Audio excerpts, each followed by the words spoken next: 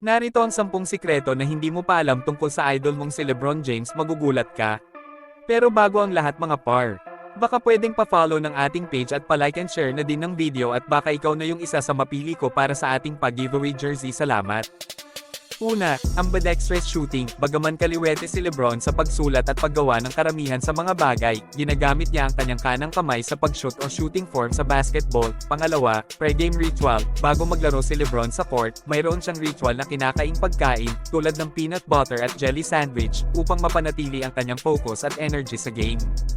Pangatlo, high school jersey number. Noong high school, nagsuot si LeBron ng jersey number 23 bilang paghanga kay Michael Jordan, ngunit sa Miami Heat, ginamit niya ang number 6. Pang-apat, failed NFL tryout. Noong 2011 NBA lockout, seryosong pinag-isipan ni LeBron na mag-tryout sa NFL at nakatanggap pa ng offers mula sa Dallas Cowboys at Seattle Seahawks, ngunit hindi niya ito itinuloy. Pang-lima, actor aspirations. Bago siya maging superstar sa basketball, pinag-isipan ni LeBron na maging isang aktor.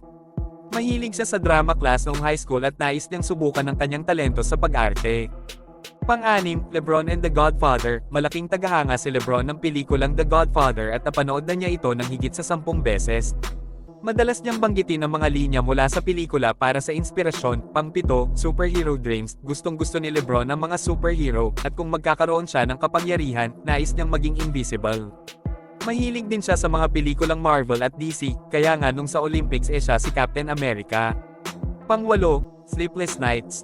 Kahit na kailangan ng mga atleta ang tamang tulog, kilala si LeBron sa kanyang kakayahang mag-perform kahit sa kaunting tulog lamang. Minsan ay may mga laro siyang pumapasok na kulang sa tulog pero nagiging standout pa rin. Pang-siyam, music producer. Mahilig si LeBron sa musika at minsang naging co-producer ng isang kanta sa album ni rapper 2 Chainz na Rap or Go to the League. Pang-sampu, phobia. Natatakot si LeBron sa mga gusali na masyadong matataas o skyscrapers.